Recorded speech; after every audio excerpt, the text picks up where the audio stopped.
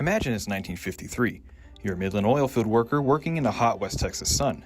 It seems like just another day, until all of a sudden, your day turns from normal to historical. Well, in 1953, a fellow was out looking around in one of the blowout sand areas, and he found some old bones, and they appeared to be human, and so he wanted to see if they were and talked to some people who were professionals.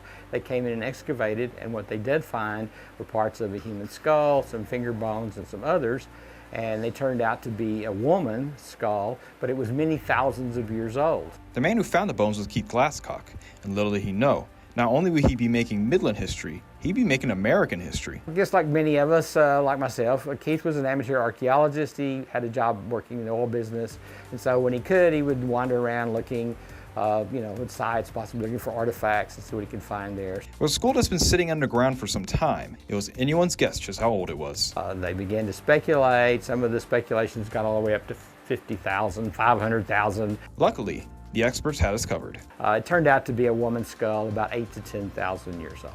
Which at the time made it the oldest skull found in the United States. And it was right here in Midland. Well, it was an exciting thing at the time because, let's say, it was the oldest skull found at that time. It got written up in several national magazines, and I think Midland for a time thought it would kind of be a big thing, a tourist attraction. Since then, much older skulls have been found, but for a while, Midland was the talk of the country for archaeologists. I just think it was cool that it was featured in Life magazine, Time magazine, National Geographic, all in those years. It was, in its own way, a big deal. Now the question becomes, who was this mystery woman? It was a woman in her 20s, probably mid-20s. They're much smaller, just a few feet, 4 or 5 feet high at the best. And they would have been hunter-gatherers who would have wandered across this area foraging for game, maybe pursuing the horses, things like that to eat.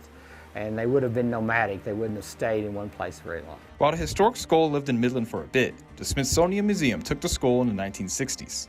We actually have a photograph here in the exhibit of the theft of the skull, where the guy's actually taking it back out to take it in. While the physical skull is not in the Permian Basin anymore, the Midland County Historical Museum has an exhibit with all sorts of information about the skull and even a mold of it. This exhibit was opened about 3 years ago. It's called Paleo Midland, and every October there's Texas Archaeology Month where we focus on archaeology in Texas.